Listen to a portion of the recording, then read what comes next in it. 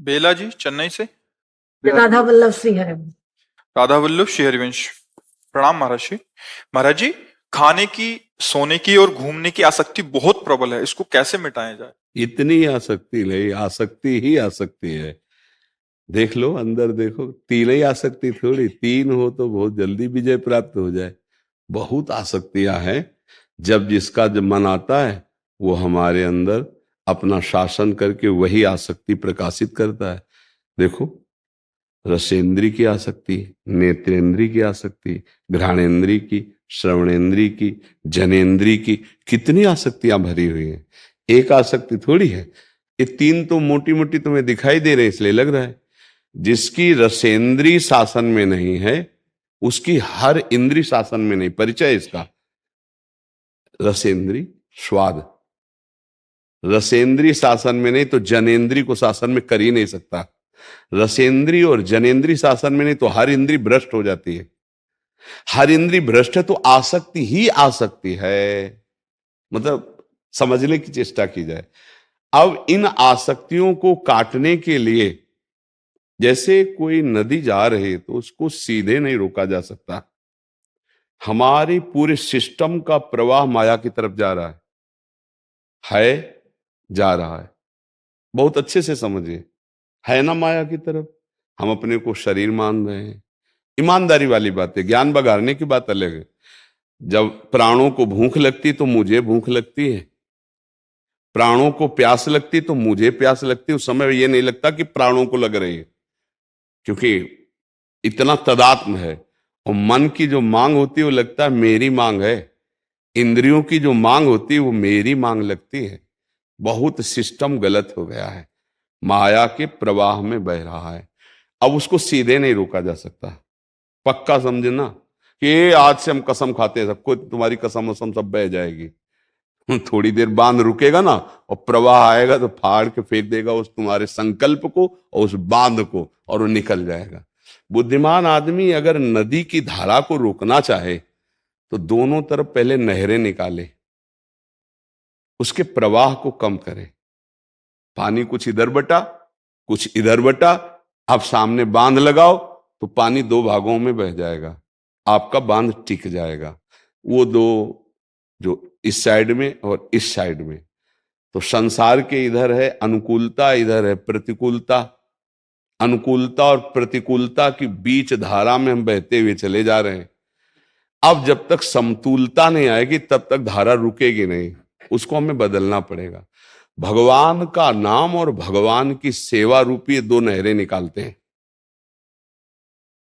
रहना उसी माया समुद्र में ही है, इससे कहीं बाहर नहीं जाना। वो नदी बह रही है, ये संसार की माया की नदी। अब बगल से धाराएं निकालिए। आज से हम शुरू करते हैं पहली धारा नहर नाम की, राधा राधा राधा राधा राधा। दूसरी धारा सेवा की। घर में ठाकुर जी विराजमान करो और सबके हृदय में ठाकुर जी ऐसी भावना करो। माता पिता पति पत्नी पुत्र परिवार मोहल्ला गांव राष्ट्र विश्व, हमको इतना विस्तार करना पड़ेगा। एक सेवा और एक नाम जप। सेवा शब्द का थोड़ा अर्थ समझ लीजिए, जिसमें किसी से कुछ लेने की बदले की भावना, उसे सेवा नहीं कहते। अगर हम माता पिता की सेवा कर रहे हैं, हमारे अंदर ये भावना है कि माता पिता के पास कोई रिश्ते नातेदार पड़ोसी आया और वो हमारी बड़ाई ना करके हमारी निंदा किए तो हमारी वो सेवा नहीं मानी जाएगी। जब वो, अगर हम उनकी उस तरह से पुनः सेवा नहीं करते, लगेगा ना मन में कि सेवा करते हैं फिर भी निंदा करते हैं, भोगो फिर। मतलब आप बड़ाई चाह रहे थे, वो सेवा नहीं थी। सेवा जिसके करने के बाद लौटकर थैंक यू धन्यवाद सुनने की भी इच्छा ना हो। नहीं लोग कह रहे, कोई काम हुआ तो बोले ना, अंग्रेजी में बोले थैंक यू, हिंदी में बोले धन्यवाद, कि कम से कम धन्यवाद तो दे देते, उसे सेवा नहीं कहते। ना हमें ठाकुर जी से मांगना है और ना हमें किसी और से मांगना है। तो आप देखोगे ना मांगने से हुआ क्या, आपके अंदर जमा हो गई आध्यात्मिक शक्ति, सेवा शक्ति, नाम शक्ति। अब इस शक्ति ने तुम्हारी सारी आसक्ति को बांध दिया।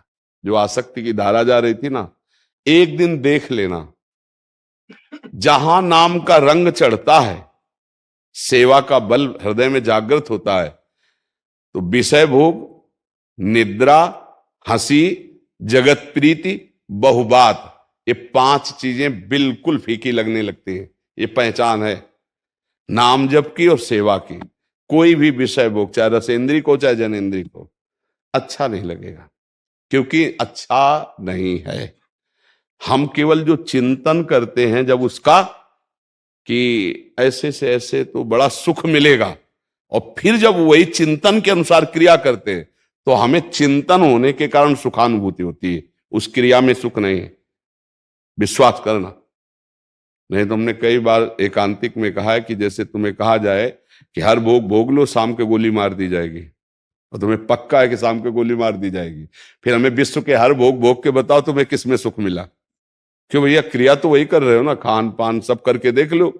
बोले कैसे शाम की गोली मार दी जाएगी, तो चिंतन नहीं बनेगा ना। चिंतन तो बन रहा है, शाम की गोली मार दी जाएगी, तो इसलिए किसी में सुख नहीं मिला। तो भोगों में सुख है या चिंतन में सुख है? चिंतन में। अगर विषय चिंतन ना बने और वो भगवत चिंतन चल जाए तो कोई भी विषय भोग तुम्हें बांध नहीं सकता। देह रहते हुए विदेह स्थिति का समझते हो, यही मतलब। चिंतन खत्म, चिंतन परमात्मा, तभी समस्त आसक्तियों पर विजय प्राप्त की जाएगी। तो 2 बात पकड़ लो। पहला है नाम जप, राधा राधा राधा हर समय, और दूसरा है सेवा। थोड़ी देर अपने घर के मंदिर में ठाकुर जी विराजमान, उनकी सेवा, फिर परिवार की सेवा, फिर समाज में जो तुम्हें कर्तव्य पद मिला है, कोई सैनिक है, कोई व्यापारी है, कोई किसान, वो सब भगवत सेवा। आपका व्यवहार सबसे पवित्र, मृदु और भगवत भाव से हो तो नाम जप और सेवा से सबकी आसक्ति हटी जाएगी। अगर एक छोटा व्यसन पड़ गया तो आप उसे नहीं छोड़ सकते, फिर बड़ी बड़ी आसक्तियां शरीर की, परिवार की, मोह की। नाम जप, ठाकुर सेवा, उसी भाव से संपूर्ण कर्तव्य कर्म सेवा, तो आप समस्त आसक्तियों से रहित हो जाएंगे। अगर हमारी बात पकड़ में आ रही हो तो पकड़ लो, क्योंकि अध्यात्म है। और अगर नहीं पकड़ पाओगे तो यहां लड्डू, पेड़ा, जंतुर, राख का प्रसाद तो मिलता नहीं होता। भभूति दे दिया, लड्डू पेड़ा दे दिए, सेव संतरा दे दिए, जंतु, यहां तो वो मिलता नहीं, और इससे वो होना नहीं। इससे आसक्ति मिट जाए, आज तक ऐसा नहीं।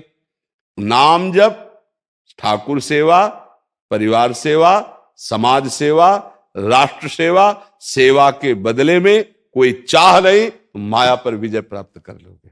यही आसक्ति माया है। देखो इसका नाम क्या है, आसक्ति। नाम क्या है इसका?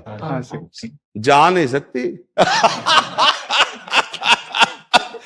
जाना बहुत कठिन है, जाती नहीं, आ सकती है।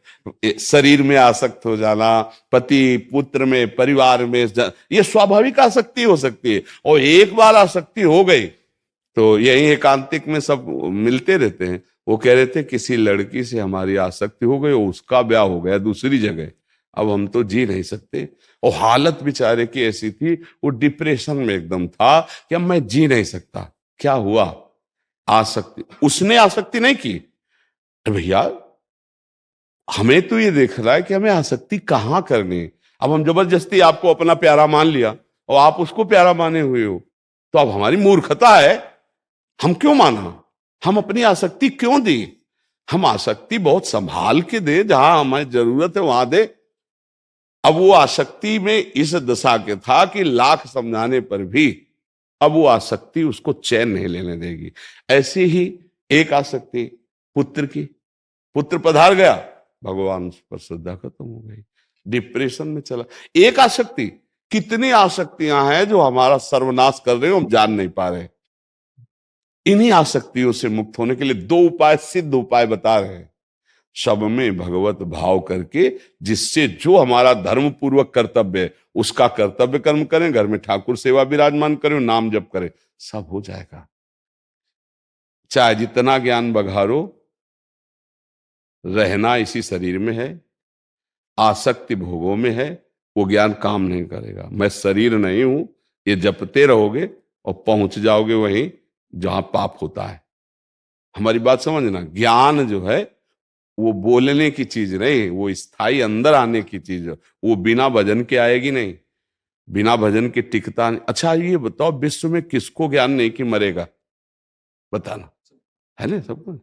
गांव में तो हमने देखा कि जब कोई पधारता है ना, तो खूब जोर से चिल्ला के बोलते हैं राम नाम सत्य है। अपने ब्रज में बोलते हैं कृष्ण नाम सत्य है, गोविंद नाम, ऐसे ऐसे बोलते हैं। यार जान नहीं रहे तुम क्या बोल रहे हो? भगवान का नाम सत्य है और ये सब असत्य है, वो खुद बोल रहे हैं।